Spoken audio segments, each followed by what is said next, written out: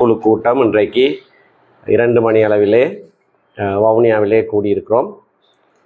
8 உறுப்பினர்கள் அடங்கின தமிழர் கட்சியினுடைய அரசியல் குழு 8 உறுப்பினர்களும் இன்று பங்கு பெற்றினார்கள். இதிலே விசேடமாக 58 உள்ளூராட்சி சபைகளிலே இப்பொழுது நடந்து முடிந்த தேர்தலில் போட்டியிட்ட எங்களுடைய கட்சி ஆக குறைந்தது 35 சபைகளிலாவது தனி பெருங்கட்சியாக உறுப்பினர்களை பெற்றிருக்கிறது. வேறு சபைகளிலேயும் கணிசமான ஆசனங்களை நாங்கள் பெற்றிருக்கிறோம். விகிதாசார அடிப்படையிலே பார்ப்போமாக இருந்தால் மிக பெரிய ஒரு வெற்றி எங்களுடைய கட்சிக்கு கிடைத்திருக்கிறது. 58 சபைகள் என்று நாங்கள் சொன்னாலும் அதிலே 8-9 சபைகளிலே தமிழ் மக்கள் பெரும்பான்மையாக வாழாத பிரதேசங்கள் 1-2 உறுப்பினர்களை பெற்றுக்கொள்வதற்காக நாங்கள் போட்டியிடுற சபைகளும் உண்டு.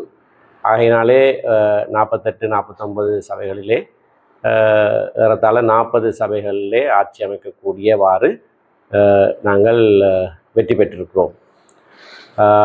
இதற்காக முதலிலே எங்களுக்கு கட்சியிலே நம்பிக்கை வைத்து வாக்களித்த மக்களுக்கு நாங்கள் நன்றி செலுத்த கடமைப்பட்டிருக்கிறோம். அவர்களுக்கு நன்றியை செலுத்துகிறோம். அவர்களுடைய நம்பிக்கை வீண் போகாது.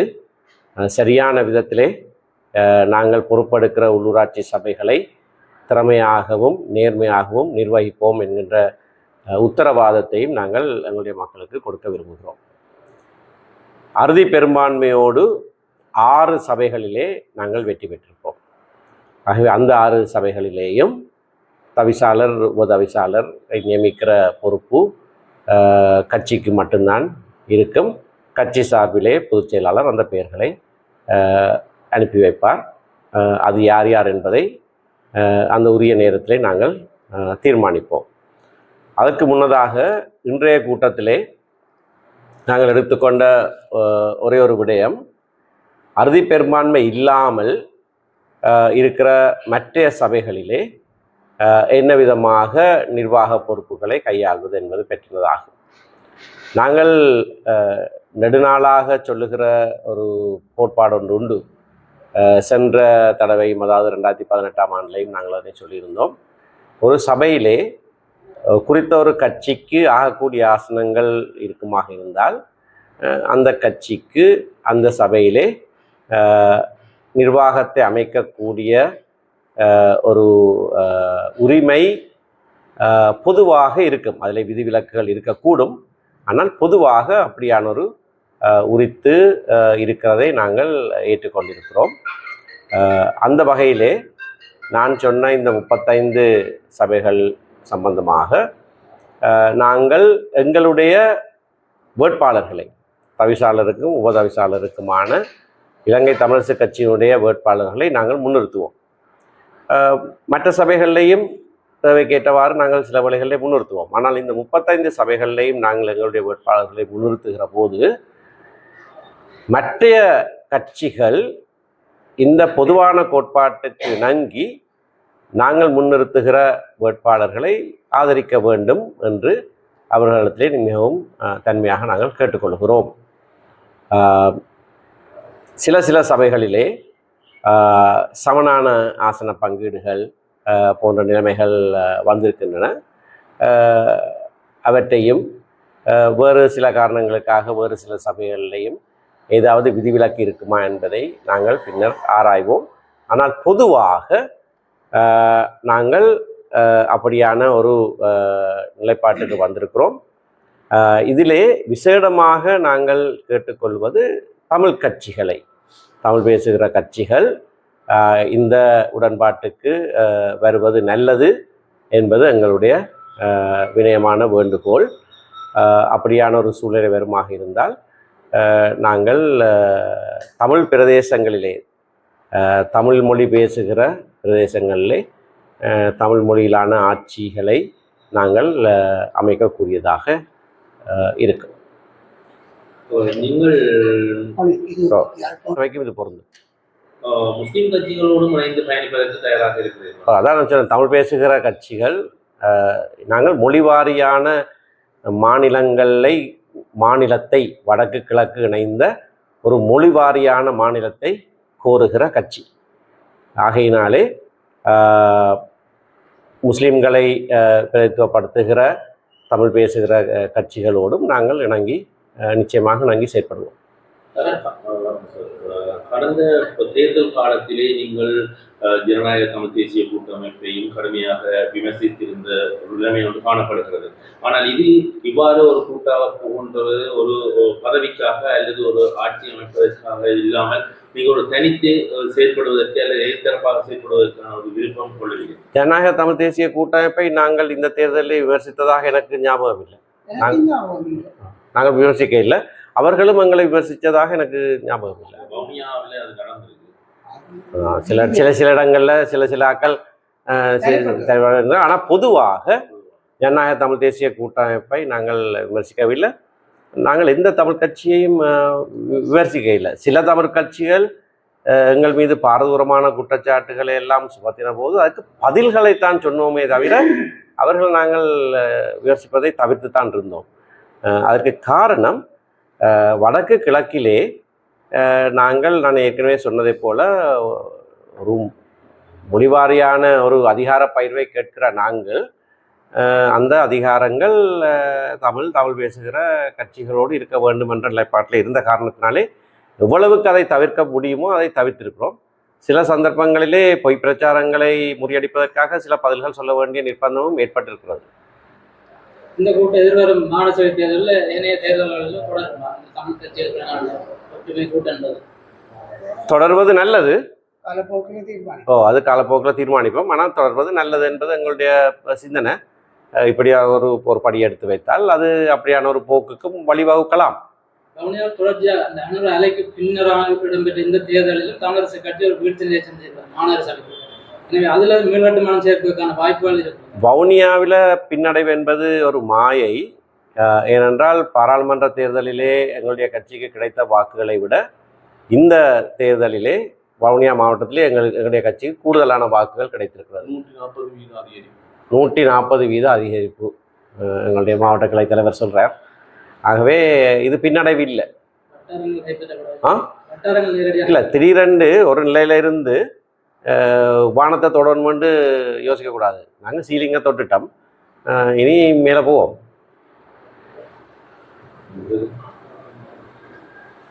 ஒரு சபையில் குறித்த ஒரு கட்சிக்கு கூடுதலான ஆசனங்கள் இருந்தால் அந்த கட்சிக்கு நிர்வாகத்தை அமைக்கக்கூடிய ஒரு உரிமை பொதுவாக இருக்கும்.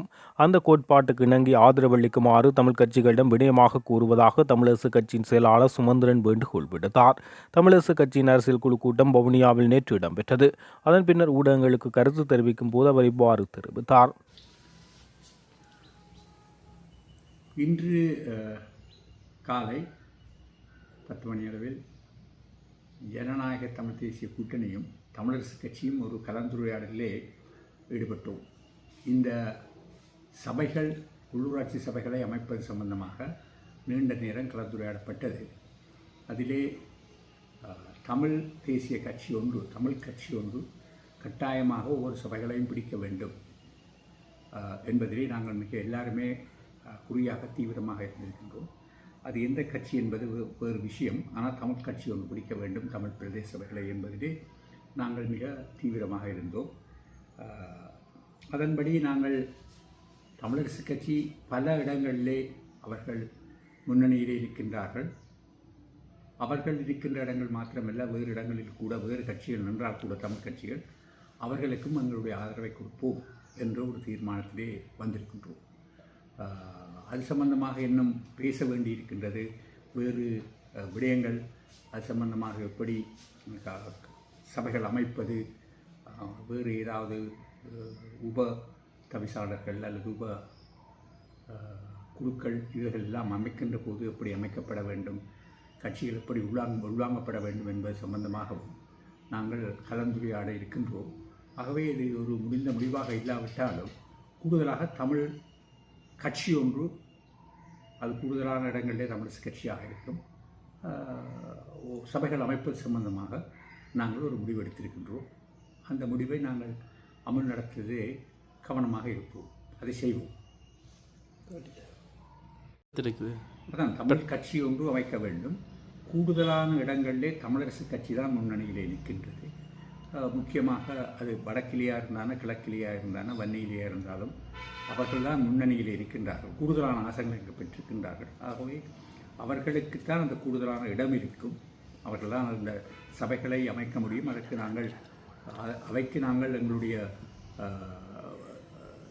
ஆதரவை கொடுக்க முடியும் என்பதுதான் அந்த நிலைப்பாடு. அதை விடுத்து வேறு சில இடங்களிலே எங்களுடைய கட்சிகள் அமைக்க முடியுமா என்பது சம்பந்தமாகவும் பரிசீலிக்கப்படுகின்றது. அது எப்படி என்பதை நாங்கள் இன்னும் முடிவெடுக்கப்படவில்லை. பிரதேச சபை, நகர் சபை, மாநகர சபை வாரியாக அவ்வாறு வகுத்து ஏதாவது பேசப்பட்டதா? இல்லை, ஒவ்வொரு சபையாக பேசப்படாவிட்டாலும் பொதுவாக பேசப்பட்டிருக்கின்றது. எப்படியும் ஒரு தமிழ் கட்சி அமைப்பதிலே நாங்கள் கவனமாக இருக்கின்றோம். அதை நான் கூறியது கூட கூடுதலான சபைகள் தமிழரசு கட்சி தான் முன்னணியில் இருக்கின்றது.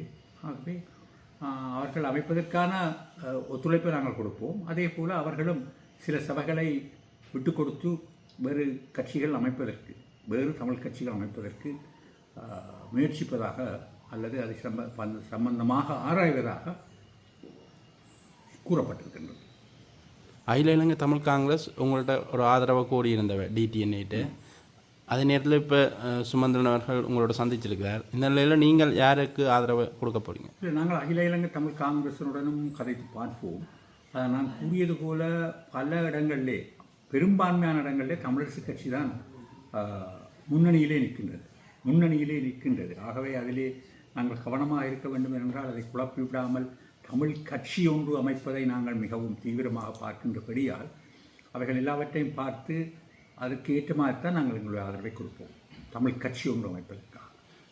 குறிப்பாக அகில இலங்கை தமிழ் காங்கிரஸ் கஜேந்திரகுமார் பொன்னம்பலம் நேற்று ஒரு கருத்தை சொல்லியிருந்தால், தமிழ் தேசிய தரப்புகள் ஒரு கொள்கை உடன்பாட்டுக்கு வரணும், அந்த அடிப்படையில் நாங்கள் தங்களோட ஆதரவை தாங்கள் அவைக்கு வழங்குவோம் என்று சொல்லியிருந்தார். இதை நீங்கள் எப்படி பார்க்குறீங்க?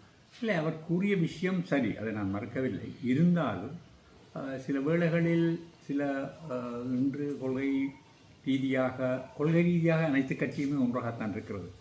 ஒன்று சமஷ்டி அல்லது தமிழ் மக்களுக்கு ஒரு நியாயமான தீர்வு, இவைகளைத்தான் நாங்கள் எல்லாருமே கூறுகின்றோம். முக்கியமாக சமஷ்டி என்பதிலே அதை விடுத்து அதுதான் அடிப்படை. அதை எல்லாருமே, எல்லா கட்சிகளும் அதைத்தான் ஏற்றுக்கொள்கின்றன. வேறு சில பிரச்சனைகளால் யாராவது விட்டு போவதென்றால் நாங்கள் எதுவுமே செய்ய முடியாது. நாங்கள் ஒன்றாக ஏனென்றால் இந்த சபைகள்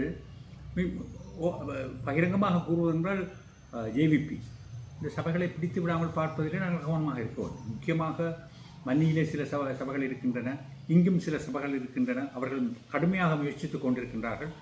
அதை முறியடிப்பதிலே நாங்கள் கவனமாக இருக்க வேண்டும். குறிப்பாக நேற்று சுரேஷ் பிரேமச்சந்திரனோட கருத்தை சொல்லியிருந்தால், தமிழரசு கட்சி முதன்மை வகிக்கிற இடங்களில் அவைக்கு நாங்கள் ஆதரவு கொடுக்குதுன்றதை இப்போ தங்களுக்கும் கணிசமான 100 சொச்ச ஆசனங்கள் இருக்குது. அந்த நிலையில் நாங்கள் தனியாக அவைக்கு கொடுக்கலாத, நாங்கள் அவையோட ஒரு பேசி ஒரு விட்டு கொடுப்போட தான் ஒன்று செய்யலாம்ண்டு. இல்லை, எங்களுக்கு 108 ஆசனங்கள் இருப்பது உண்மை. ஆனால் அதையெல்லாம் பகிரப்பட்டு இருக்கின்றது. அவர் கூறியது சரி. அதன் அடிப்படையிலே சில வேளைகளில் அவர்களும் விட்டு கொடுப்பை தந்து செய்வதற்கு தயாராக இருந்தால் அதுக்கு பேசியிருந்தோம், கேட்டிருந்தோம். அவர்கள் அது சம்பந்தமாக ஆராய்வதாக கூறியிருக்கிறார். யாழ் மாநகர சபை நிலவரம் எவ்வாறு? அதை நான் தனியாக பேசவில்லை யாழ் மாநகர சபை சம்பந்தமாக. ஆனால் பொதுவாக பார்த்தால் நாங்கள் ஒரு சபைக்கு ஒரு முடிவும் ஒரு சபைக்கு ஒரு முடிவும் எடுக்க முடியாதானே. ஆகவே நாங்கள் எல்லா சபைகளையும் ஒன்றாகவே ஆராய்வோம். ஈழ மக்கள் ஜனநாயக கட்சியின் ஆதரவும் சில இடங்களில் தேவைப்படும். இதை நீங்கள் எப்படி பார்க்கணும்? இல்லை, அவர்கள் அது பரவாயில்லை. அவர்கள் ஒரு தமிழ் கட்சி தானே. சில கடந்த காலங்களில் அவர் அரசாங்கத்தை ஆதரித்திருக்கலாம், அது வேறு விஷயம். ஆனால் அவர்கள் ஒரு தமிழ் கட்சி, அதிலே ஒரு பிரச்சனை இருப்பதாக எனக்கு தெரியவில்லை. எதிர்காலத்தில் இந்த தமிழ் தேசிய கூட்டமைப்பை மீள உருவாக்குறதுக்கான நடவடிக்கைகள் பேசப்பட்டதா? இல்லை, அது சம்பந்தமாக பேசப்படவில்லை. வருங்காலத்திலே நாங்கள் தொடர்ந்தும் ஒரு ஒற்றுமையாக இருப்பதற்கான முயற்சிகளை எடுக்க வேண்டும் என்பது சம்பந்தமாக பேசப்பட்டது. ஒரே சின்னத்தில் போட்டிடுறா? அப்படியா? அப்படியல்ல, அந்த விஷயங்கள் ஆழமாக இருந்து சிந்திக்கப்படவில்லை. பொதுவாக ஒரு ஒற்றுமையை உருவாக்க வேண்டும் என்பதை பற்றி பேசப்பட்டது. கொண்டவர்களிலே எங்களுடைய தரப்பிலே நான், சுரேஷ் பிரேமச்சந்திரன் அவர்கள், செல்வம் அடைக்கலான் அவர்கள், மற்றது சந்திரகுமார், 4 பேரும். தமிழரசு கட்சி சார்பிலே சுமந்திரன், 5 பேர் தொடர்ந்து பேசினோம். வடக்கு உள்ளூராட்சி சபைகளில் தேசிய மக்கள் சக்தியும் ஆட்சி அமைக்க தீவிர முயற்சியில் ஈடுபட்டு வருகின்றனர் என தெரிவித்த ஜனநாயக தமிழ் தேசிய கூட்டணியின் தலைவர் தர்மலிங்கம் சித்தார்த்தன், ஆனால் அவர்கள் ஆட்சியை பிடிக்காத வகையில் தமிழர் தரப்பாக நாங்கள் எல்லோரும் ஒன்றிணைந்து தமிழ் கட்சிகள் ஆட்சி அமைப்பதை உறுதி செய்ய வேண்டும். வடக்கு கிழக்கில் உள்ளூராட்சி சபைகளை அமைப்பது தொடர்பில் இலங்கை தமிழரசு கட்சிக்கும் ஜனநாயக தமிழ் தேசிய கூட்டணிக்கும் இடையில் நேற்று இடம்பெற்ற கலந்துரையாடல் தொடர்பில் ஊடகங்களுக்கு கருத்து வெளியிடும் போது சித்தார்த்தன் இவ்வாறு தெரிவித்தார். இன்று ஜனநாயக தமிழ் தேசிய கூட்டணியின் அங்கத்துவ கட்சி ஆகிய தமிழீழ விடுதலை இயக்கத்தினுடைய தலைமை குழு கூட்டம் வவுனியாவிலே எங்களுடைய காரியாலயத்திலே நடைபெற்றது. வடக்கு கிழக்கிலிருந்து அனைத்து தலைமை குழு உறுப்பினர்களும் இதில் கலந்து கொண்டிருந்தார்கள். குறிப்பாக நடந்து முடிந்த தேர்தல்கள் மாவட்ட ரீதியாக ஆராயப்பட்டது. அதன் பின்னர் அடுத்த கட்டமாக இந்த சபைகளை பலப்படுத்துவது, சபைகளில் எப்படியான முறையிலே சபைகளில் நாங்கள் ஆட்சி அமைப்பது என்பதை பற்றியும் கலந்துரையாடல் நடைபெற்றது. ஜனநாயக தமிழ் தேசிய கூட்டணியாக தமிழீழ விடுதலை இயக்கம் ஒன்றிணைந்து தமிழ் தேசிய கட்சிகளோடு இணைந்து சபைகளை பலப்படுத்துவதென்று தீர்மானம் எட்டப்பட்டது. அந்த வகையிலே வடக்கு கிழக்கு முழுவதும் பரந்துபட்ட அளவிலே தமிழ் தேசிய கட்சிகளினுடைய ஆட்சி மலர வேண்டும் என்பதில் நாங்கள் உறுதியாக இருக்கிறோம். அதன் அடிப்படையில் நாங்கள் ஒன்றிணைந்து செயலாற்றுவது சம்பந்தமான பூர்வாங்க கலந்துரையாடல் ஒன்றை தமிழ் தேசிய கட்சியினுடைய தலைவர்களோடு ஜனநாயக தமிழ் தேசிய கூட்டணியினுடைய தலைவர்களும் முன்னெடுப்பது என்ற முடிவை இன்று எட்டியது.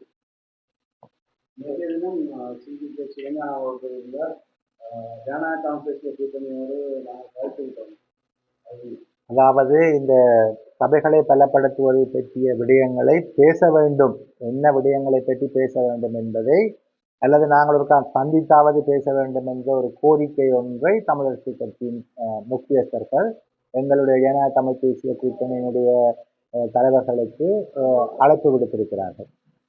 அதே போன்று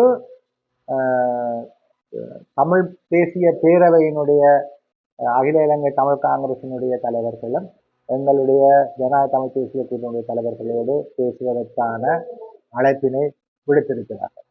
அதைத்தான் அவர் தெரிவித்திருக்கிறார் என்று நான்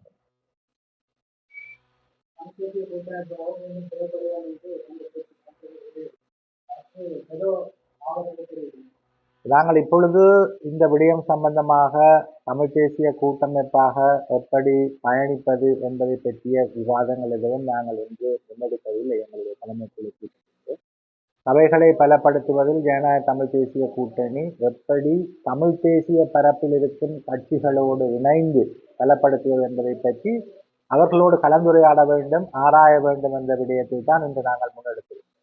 ஆகவே அடுத்த கட்டமாக இப்படியான விடயங்களை பற்றியும் எங்களுடைய தலைமை குழு கூடி ஆராய உள்ளது. வவுனியா மாநகர சபையை பொறுத்தவரை சிலவுக்கு இருக்கிறது. அது சிலவு சார்பாக ஆசனங்கள் கட்டது இல்லாத நிலையில மாநகர சபைக்கான முதல்வர் அல்லது முதல்வர் வேட்பாளர் வந்து மேயராக வேறு அது அங்கத்துவ கட்சி ஜனநாயக தமிழ் தேசிய கூட்டணியாகத்தான் அந்த சபை அமைய வேண்டும் என்பது எங்களுடைய விருப்பம். ஆகவே அதில் இருக்கக்கூடிய அங்கத்துவ கட்சிகளுடைய பிரதிநிதிகளையும் எங்களுக்கு கிடைத்த வீதாசார ஆசனத்தை எப்படி பயன்படுத்துவது என்பதை பற்றியும் ஒரு கலந்துரையாடல் நேற்று நடத்தப்பட்டிருக்கிறது. அதன் அடிப்படையில் எங்களுடைய உறுப்பினர்களை தெரிவு செய்து கொண்ட பின்னர் இந்த சபை அமைப்பது பற்றியதான தீர்மானத்தை அங்கத்துவ கட்சிகளோடும் பேசி, நான் ஏற்கனவே சொன்னது போல தமிழ் தேசிய தரப்பிலுள்ள கட்சிகளோடும் கலந்துரையாடித்தான் அந்த முடிவை நாங்கள். வடகிழக்கு எங்கும் பரந்துபட்ட அளவில் தமிழ் தேசிய கட்சிகளின் ஆட்சி மலர வேண்டும், அதில் நாங்கள் உறுதியாக இருப்பதாக தமிழீழ விடுதலை இயக்கத்தின் பேச்சாளர் குருசாமி சுரேந்திரன் தெரிவித்தார். தமிழீழ விடுதலை இயக்கத்தின் தலைமை குழு கூட்டம் வவுனியாவில் நேற்று இடம்பெற்றது. அதன் பின்னர் ஊடகங்களுக்கு கருத்து தெரிவித்த போது அவர் இவ்வாறு தெரிவித்தார்.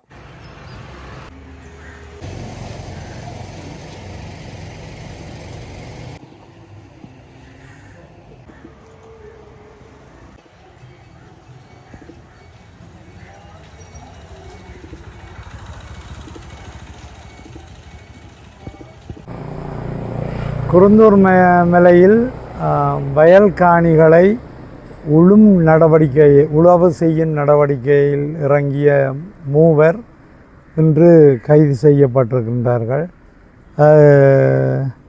தொல்லியல் திணைக்களத்தினுடைய எல்லைக்கல் போடப்பட்ட தங்களுடைய எல்லைக்கு உட்பட்ட காணிகளில்தான் இவர்கள் அந்த நடவடிக்கையை செய்ததாக அவர்கள் முறைப்பாடு போட்டிருப்பதாக எனக்கு சொன்னார்கள். இன்று நான் இதை கேள்விப்பட்டவுடன் போலீஸ் நிலையத்துக்கு வருகை தந்து போலீஸ் பொறுப்பதிகாரியோடு கலந்துரையாடியதில் வவுனியாவிலிருந்து தங்களுக்கு அந்த முறைப்பாடு வந்ததாகவும் இங்கும் முறைப்பாடு போடப்பட்டதாகவும் தங்களுடைய இல்லக்கல் போடப்பட்ட இடங்களுக்குள் உளவு செய்யும் நடவடிக்கையை செய்து கொண்டிருப்பதாகவும் தங்களுக்கு முறைப்பாடு கிடைத்த அடுத்து தான் தாங்கள் இந்த நடவடிக்கையை மேற்கொண்டதாகவும் நாளை அவர்கள் விடப்படுவார்கள் என்பதையும் தெரிவித்திருந்தனர். இருந்தாலும் இந்த காணிகள் பற்றி நான் அவர்களுக்கு விளங்கப்படுத்தினேன். இந்த காணிகள் மக்களுடைய காணிகள், ஏற்கனவே மக்கள் பயிர் செய்த காணிகளாக இருக்கும் காணிகளில் இந்த மக்களை திரும்பவும் பயிர் செய்ய விடாமல் தடுத்து கொண்டிருக்கும் நிலைமையால் தான் இவ்வளவு சீர்கேடுகள் இடம்பெறுகின்றன என்ற கருத்தை அவர்களுக்கு எடுத்து கூறியிருந்தேன். அவர்கள் தங்களுடைய கடமையைத்தான் செய்கின்றார்கள். இருந்தாலும் தொல்லியல் திணைக்களமானது தங்களுடைய எண்ணத்துக்கு எல்லைக்கல்களை போட்டு இந்த காணிகளை பிடித்து வைத்திருந்தால் மக்கள் எங்கே விவசாயம் செய்வது? மக்கள் விவசாயம் செய்வதற்கு உரிய காணிகளையும் அப்படி தோட்டப்பயிர் செய்வதற்குரிய காணிகளையும் இப்படியாக மக்கள் பயன்படுத்தும் காணிகள் எல்லாவற்றையும் இவர்கள் ஒவ்வொரு திணைக்களங்களாக எல்லைக்கல்களை போட்டு அதில் எங்களுடைய மக்கள் போய் பயிர் செய்கை மேற்கொள்ளப்படும் போது இவர்கள் முறைப்பாட்டை செய்து கைது செய்வதென்றால் இன்றைக்கு 3 பேர் சிறைச்சாலைக்கு இருக்கணும். இதுதான் நிலைமை. நாட்டில் இதுதான் நடக்குது. எங்களுடைய காணிகளுக்குள்ள எங்களுடைய மக்கள் தாங்களாக போய் சுதந்திரமாக தொழில் செய்வதற்குரிய காலம் இப்போது இல்லை. இந்த அடாவடித்தனங்கள் நிறுத்தப்பட வேண்டும் என்பதோடு இது விடயமாக நான் உரிய இடங்களுக்கு தொடர்பு கொள்வேன், உரிய இடங்களோட கதைப்பேன். இருந்தாலும் நாளைக்கு பிணைக்கு அவர்களை கொண்டு போய் நீதிமன்றத்தினூடாக தாங்கள் அந்த நடவடிக்கையை செய்வோம் என்று சொல்லியிருக்கின்றார்கள். நான் அந்த 3 பேரையும் பார்வையிட்டு கதைத்து போட்டு தான் இங்கே வந்து இந்த ஊடகங்களுக்கான அறிவித்தலை விடுகின்றேன். இப்போ ஃபுல்லாக தண்ணி முறிப்பு, ஆண்டான்குளம், ஏசி ஃபார்ம் என்று சொல்லக்கூடிய 3 இடங்களும் இன்னும் மீள்குடியேற்றம் செய்யப்படவில்லை. மீள்குடியேற்றம் செய்யப்படாமல் திரும்பவும் கொண்டு தாங்கள் நினைத்த ஆட்களை கொண்டு குடியேற்றம் செய்வதற்கான ஏற்பாடுகள் நடைபெறுகின்றனவோ என்று மக்கள் மத்தியில் அச்சம் இருக்கின்றது. ஆனால் இந்த நிலைமைகளையும் தாண்டி அந்த வயல்காணிகளை உழுது பயிரிட்டு வாழ்வாதார நடவடிக்கையை செய்யும் அளவுக்கு இந்த மக்கள் வெளிக்கிட்டால் மக்களை கைது செய்கின்றார்கள். இதுதான் இந்த நாட்டில் இப்போ இருக்கிற நிலைமை. காணி எங்களுடையது, எங்களுடைய பூர்வீக காணிகள். எங்களுடைய காணிகளுக்குள் எங்களுடையவர்கள் போய் வயல் செய்வதற்கு வழி இல்லை, அல்லது தோட்ட செய்கை செய்வதற்கு வழி இல்லை, சிறுதானிய பயிர் செய்கை செய்வதற்கு வழி இல்லை. இப்படியான ஒரு அடாவடித்தனமாக வன ஜீவராசிகள் தொல்லியல் திணைக்களம் என்று சொல்லி இந்த திணைக்களங்களின் ஊடாக மகாபலியல் இந்த திணைக்களங்களின் ஊடாக மக்களுடைய காணிகளை தொடர்ந்து பறித்து கொண்டிருக்கும் செயல்பாடு நிறுத்தப்பட வேண்டும் என்றுதான் நான் அரசாங்கத்தை கோருகின்றேன். இந்த நடவடிக்கையை நீங்கள் செய்யாவிட்டால் மக்கள் அதற்கு தகுந்த வகையில் தொடர் போராட்டங்களை நடத்த வேண்டி வறுமையுடைய வேறு ஒரு வழியும் இல்லை.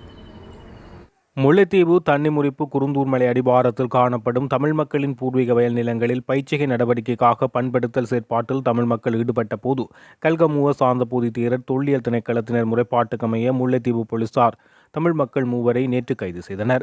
இந்த நிலையில் இவ்வாறு கைது செய்யப்பட்ட 3 வன்னி மாவட்ட பாராளுமன்ற உறுப்பினர் துரைராசா ரவிகரன் போலீஸ் நிலையம் சென்று கலந்துரையாடியதுடன் தமிழ் மக்கள் தமது பயிற்சிகை நிலங்களில் பயிற்சிகை மேற்கொள்ளும் சுதந்திரம் மறுக்கப்படக்கூடாது எனவும் இத்தகைய அடாவடித்தனமான செயற்பாடுகள் உடனடியாக நிறுத்தப்பட வேண்டும் எனவும் தெரிவித்தார். வணக்கம். வடக்கு கிழக்கு 8 மாவட்ட வலந்து காணாமலாக்கப்பட்ட உறவுகளின் சங்க செயலாளரும் அம்பாறை மாவட்ட வலந்து காணாமலாக்கப்பட்ட உறவுகளின் சங்க தலைவியுமாகிய தம்பிராஜா செல்வராணி. எதிர்வரும் 12ஆம் தேதி இருந்து 18ஆம் தேதி வரையும் முள்ளிவாய்க்கால் இனவழிப்பு வாரமாகும். இவ்வாரத்தில் முள்ளிவாய்க்கால் இனவழிப்பு வாரம் 12ஆம் தேதி தொடங்கி 18ஆம் தேதி வடக்கு கிழக்கு வளைந்து காணாமலாக்கப்பட்ட உறவுகளும் அனைத்து பொதுமக்களும் இந்நிகழ்வினை உணர்வுபூர்வமாக செய்வதற்கான திட்டமிட்டிருக்கின்றோம். இந்நிகழ்வானது முள்ளிவாய்க்காலில் கடந்த 2009ஆம் ஆண்டு முள்ளிவாய்க்காலில் நடந்த ஒரு இனம் அழிந்த ஒரு கதையாகவும் ஒரு இனம் அழிந்த ஒரு தெத்தாறு ஓடிய ஒரு நாளாகவும் இந்த 12ஆம் தேதியிலிருந்து 18ஆம் தேதி எங்களது உறவுகள் அந்த முள்ளிவாய்க்காலில் நாங்கள் எங்களது உறவுகளை கையளித்தும் எங்களது உறவுகளை நாங்கள் குடும்பமாக அங்கு கையளித்தும் காணாமலாக்கப்பட்டும் செய்த வளைந்து காணாமலாக்கப்பட்ட உறவுகளாக எங்களுக்கு இந்த முள்ளிவாய்க்கால் நிகழ்வானது ஒரு முக்கியமான ஒரு நிகழ்வாக இன்று மெலிந்து கொண்டிருக்கின்றது. முள்ளிவாய்க்கால் நிகழ்வானது 12ஆம் தேதியிலிருந்து 18ஆம் தேதி வரையும் ஒரு இனவழிப்பு வாரமாக வடக்கு கிழக்கில் என்று நிகழ்த்தப்பட இருக்கின்றது. 16 வருட காலமாக வலிகளை சுமந்து எங்களது உறவுகளுக்கான நீதி கிடைக்காமல் இன்று வரை நாங்கள் எத்தனையோ வீதிகளிலும் கண்ணீர்களுடனும் புழுதிகளுடனும் இன்று நாங்கள் போராடி கொண்டிருக்கின்றோம். எங்களுக்கான நீதி கிடைக்கும் வரையும் எங்களுக்கான உறவுகளுக்கான நீதி எங்களிடம் வந்து சேரும் வரையும் நாங்கள் இந்த போராட்டத்தை சர்வதேசத்துக்கு எடுத்து சென்று சர்வதேசத்திடமிருந்து நீதியை பெறுவதற்காக நாங்கள் நின்று கொண்டிருக்கின்றோம். அது மட்டுமல்ல, இன்று முள்ளிவாய்க்காலில் உண்மையில் அந்த முள்ளிவாய்க்காலிலே இலங்கை அரசு பொருளாதார தடையை விதித்து அந்த முள்ளிவாய்க்காலில் போர் நடந்து கொண்டிருக்கும் நேரத்தில் பொருளாதார தடையை விதித்து அங்கு ஒரு உணவு பொதி கூட எடுத்துக்கொள்ள முடியாத காலகட்டத்தில் அங்கு தெத்தார் ஓடிக்கொண்டிருந்தது முள்ளிவாய்க்காலில். அந்த நேரம் பட்டினி சாவில் வாடிக்கொண்டிருந்த எங்களது தமிழ் மக்கள் இன்று அவர்களுக்காக நாங்கள் இந்த உப்பில்லாத அந்த அரிசியை போட்டு கொஞ்சம் நீரை ஊற்றி உப்பில்லாத கஞ்சை கொடுத்து அங்கிருக்கும் கர்ப்பிணி தாய்மார்கள், இளம் பிள்ளைகள், சிறுவர்களை காப்பாற்றுவதற்காக தொடங்கிய அந்த கஞ்சிதான் அந்த முள்ளிவாய்க்கால் கஞ்சி. அன்று முள்ளிவாய்க்காலில் அந்த கஞ்சிக்கு லைனில் நின்று கொண்டிருக்கும் நேரத்தில் எத்தனையோ செல்லடிகள், எத்தனையோ கிபிரடிக்கு மத்தியிலும் எங்களது உறவுகள் கஞ்சி கோப்பையுடனும் கஞ்சி சிரட்டைகளுடனும், கஞ்சி சிரட்டை கோப்பை அல்ல சிரட்டை, அந்த கஞ்சி சிரட்டைகளுடனும் எங்களது உறவுகள் அன்று எத்தனையோ பேர் சரிந்து கொண்டு அவிடத்தில் இறந்திருக்கின்றார்கள்.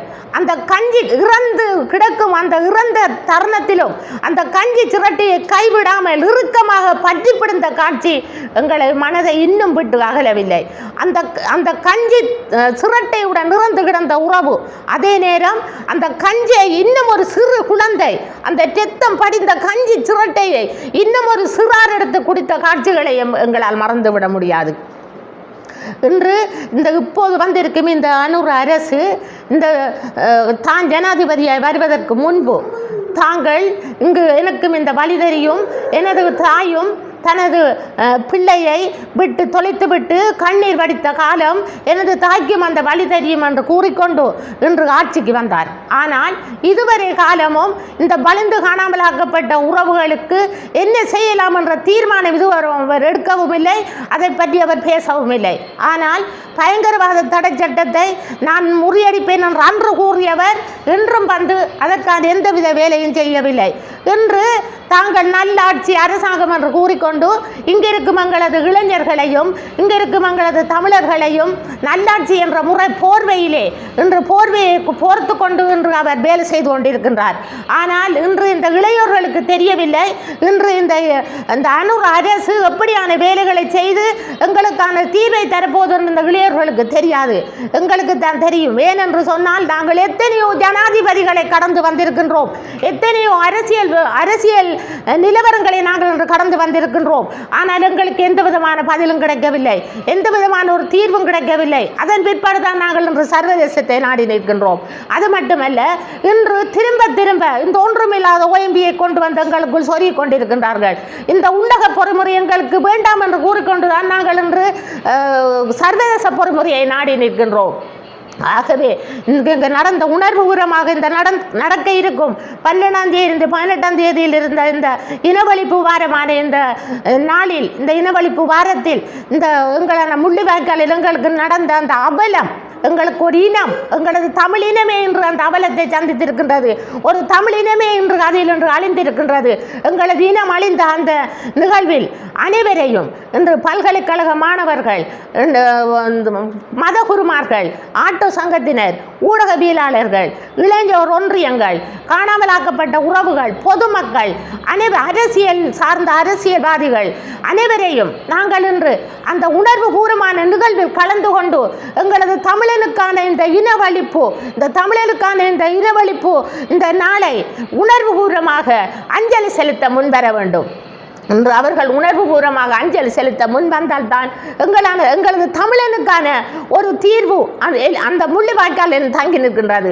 ஆகவே அனைவரும் ஒன்று திரண்டு இந்த முள்ளிவாய்க்கால் நிகழ்வில் அஞ்சலி செலுத்தி எங்களுக்கான தீர்வை பெற்றுத்தர முன்வர வேண்டும் என்று கூறி நிற்கின்றேன். நன்றி, வணக்கம். வணக்கம். நான் தாமோதரம் பிரதீபன், அம்பாறை மாவட்ட வலிந்து காணாமலாக்கப்பட்ட உறவுகளின் சங்கத்தின் ஆலோசகர், ஒரு சிவில் சமூக செயற்பாட்டாளர். இன்றைய தினம் இந்த ஊடக சந்திப்பு நாங்கள் செய்வதன் நோக்கம், எதிர்வருகின்ற 12ஆம் தேதி முதல் 18ஆம் தேதி வரை முள்ளிவாய்க்காலில் எங்களுடைய தமிழினம் கொத்து கொத்தாக கொல்லப்பட்டதற்கான நினைவு வாரமாக முள்ளிவாய்க்கால் இனவழிப்பு வாரம் என்ற பெயரிலே நாங்கள் தொடர்ச்சியாக ஒவ்வொரு ஆண்டும் அதை நினைவு கூர்ந்து வருகின்றோம். அந்த அடிப்படையிலே இந்த ஆண்டும் இந்த புனிதமான மாதத்திலே நாங்கள் 12ஆம் தேதியிலிருந்து 18ஆம் தேதி வரையும் அந்த முள்ளிவாய்க்கால் இனப்படுகொலை வாரத்தை அனுஷ்டிக்கிறோம், நினைவேந்துகின்றோம். அதே போன்று முள்ளிவாய்க்கால் நினைவு கஞ்சி வழங்குகின்ற, அதை அனுஷ்டிக்கின்ற, அதை அடுத்த தலைமுறைக்கு கடத்துகின்ற நிகழ்வுகளையும் நாங்கள் தொடர்ச்சியாக செயற்படுத்த இருக்கின்றோம். இந்த முள்ளிவாய்க்கால் நினைவு கஞ்சி வழங்குகின்ற செயற்பாடானது அந்த இறுதி யுத்தத்தின் போது எதுவித உணவும் அங்கே கொடுக்கப்படாத வேளையிலே, உணவு தட்டுப்பாடு ஏற்பட்டிருந்த வேளையிலே தங்களிடம் இருந்த அரிசியினை வெறும் தண்ணீரிலே கலந்து காய்ச்சி பாத்திரங்களுமின்றி சிரட்டைகளிலே ஏந்தி குடித்து பசியாறி அந்த குறித்த நாட்களுக்குள்ளே உயிர் வாழ்ந்த ஒரு வரலாற்று சோகமான அந்த சம்பவத்தை அந்த நினைவு வாரத்திலே நாங்கள் தொடர்ச்சியாக அனுஷ்டித்து வருகின்றோம். அது இந்த முறையும் தொடர்ச்சியாக அம்பாறை மாவட்டத்தின் பல பிரதேசங்களிலும் தொடர்ந்தும் நாங்கள் நினைவு கூற இருக்கின்றோம் என்பதையும், அதேபோன்று இந்த முள்ளிவாய்க்கால் நினைவு வாரம் அல்லது நினைவேந்தல் போன்ற நிகழ்வுகளை நாங்கள் தொடர்ச்சியாக செய்து வருவது அந்த மண்ணிலே கொன்றொழிக்கப்பட்ட எங்களுடைய உறவுகளுக்கு சரியான நீதி கிடைக்க வேண்டும். அதே போன்று வலிந்து காணாமலாக்கப்பட்டிருக்கின்ற உறவுகளுக்கு என்ன நேர்ந்தது என்ற உண்மைத்தன்மை அறிய வேண்டும், அதற்கான நீதியும் வேண்டும் என்ற அடிப்படையில் நாங்கள் இந்த இலங்கை அரசு மாறி மாறி வருகின்ற ஒவ்வொரு அரசிடம் நாங்கள் எங்களுடைய கோரிக்கைகளை முன்வைத்தும் கூட தொடர்ந்தும் வளமையாக அந்த சிங்கள பேரினவாத அரசுகளாகவே அவர்களுடைய முகத்தை காட்டிக் கொண்டிருப்பதை நாங்கள் காணக்கூடியதாக இருக்கின்றது. அதனால் தான் இவர்கள் மீது நம்பிக்கையற்றவர்களாக நாங்கள் சர்வதேசத்தை நாடிக்கொண்டிருக்கின்றோம். ஐக்கிய நாடுகள் சபையாக இருக்கட்டும், சர்வதேச மன்னிப்பு சபையாக இருக்கட்டும், எதுவாக இருந்தாலும் நாங்கள் சர்வதேச நீதி பொறிமுறைகளை நாடுவதற்கு இந்த நாட்டின் அரசியல்வாதிகள் அல்லது ஆட்சியாளர்கள் மீது நம்பிக்கையற்ற தன்மையே காரணம். உதாரணமாக இந்த ஆட்சியாளர்கள் வருவதற்கு முன்னர் கூறியிருந்தார்கள், திரு அனுரகுமார திசாநாயக்க அவர்கள் ஜனாதிபதியாவதற்கு முன்னர் தேர்தலிலும் சரி பாராளுமன்ற தேர்தலிலும் சரி கொடுத்த வாக்குறுதிகளில் ஒன்றுதான் வலிந்து காணாமலாக்கப்பட்ட உறவுகளுக்கு என்ன நேர்ந்தது என்ற நீதியை நான் பெற்றுக் கொடுப்பேன், ஏனென்றால் நானும் அந்த வலி சுமந்தவன் என்று கூறியிருந்தார். இதுவரை எந்த ஒரு விடயமும் நடைபெற்றதாக இல்லை.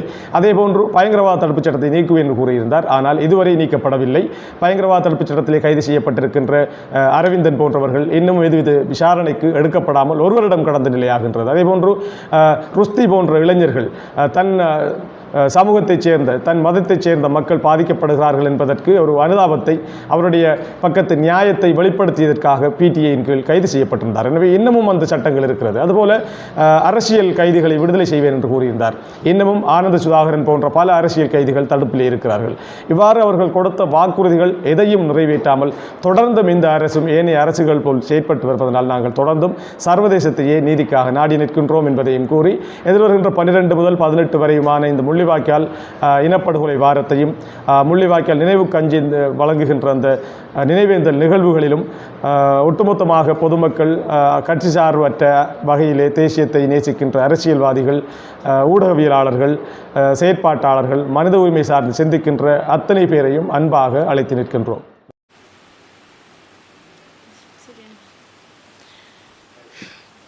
வணக்கம்.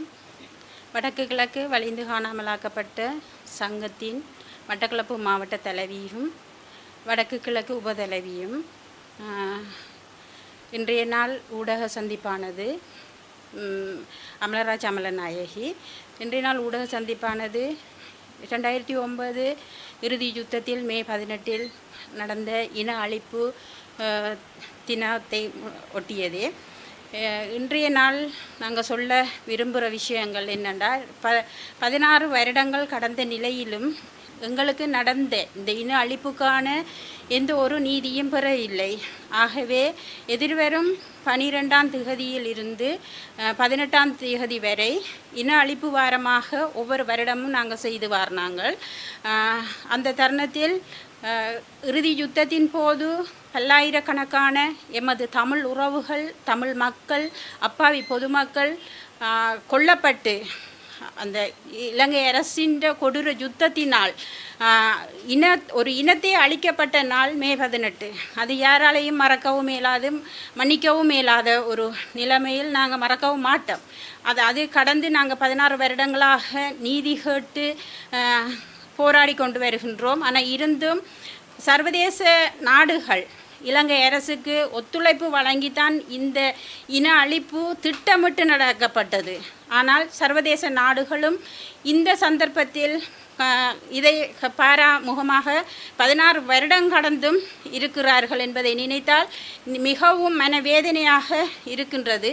ஆகவே ஒவ்வொரு வடக்கு கிழக்கு மாவட்டங்களைச் சேர்ந்த பொதுமக்கள், பல்கலைக்கழக மாணவர்கள், தமிழ் தேசியத்தோடு பயணிப்பவர்கள் இந்த எதிர்வரும் மே 12ஆம் திகதியிலிருந்து 18ஆம் திகதி வரை இந்த இன அழிப்பு வாரமாக இந்த ஊடக வாயிலாக உங்களுக்கு கூறிக்கொள்ள விரும்புகின்றோம்.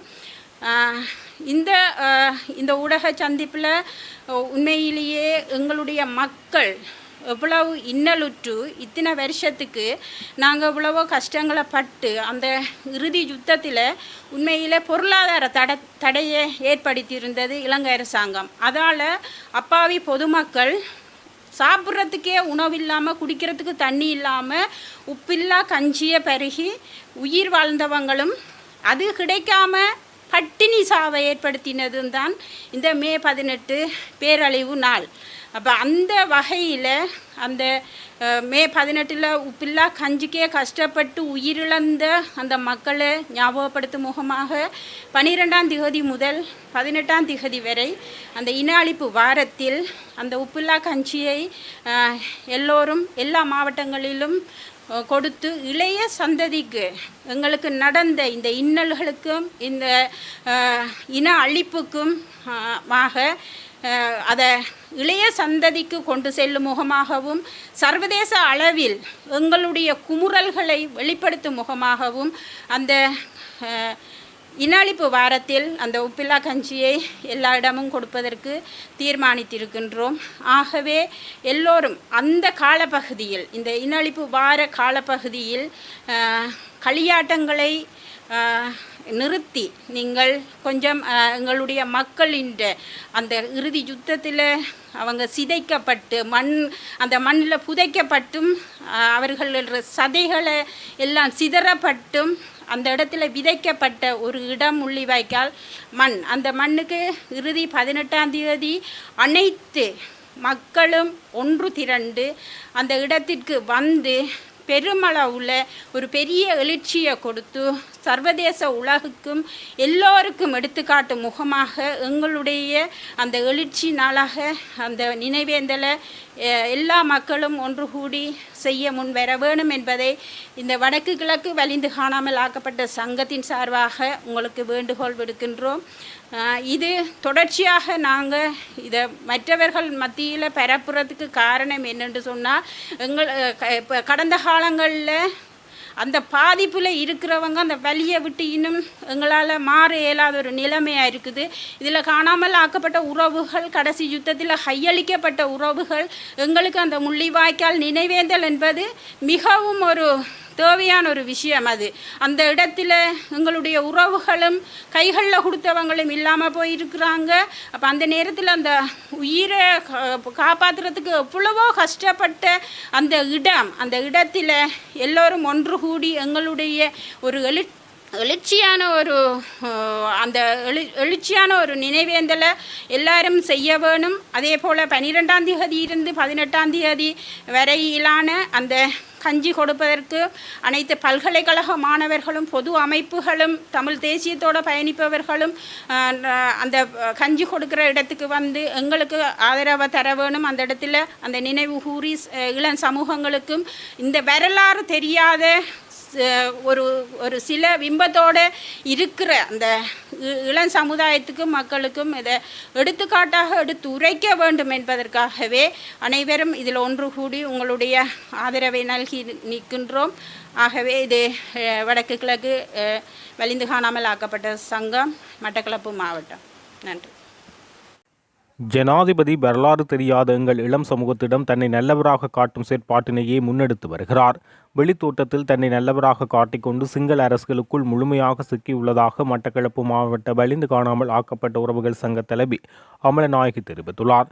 மட்டக்களப்பு மாவட்ட வலிந்து காணாமல் ஆக்கப்பட்ட உறவுகள் சங்கத்தின் ஊடக சந்திப்பு நேற்று மட்டு ஊடக மையத்தில் இடம்பெற்றது. இதன்போது அவர் இதனை தெரிவித்தார்.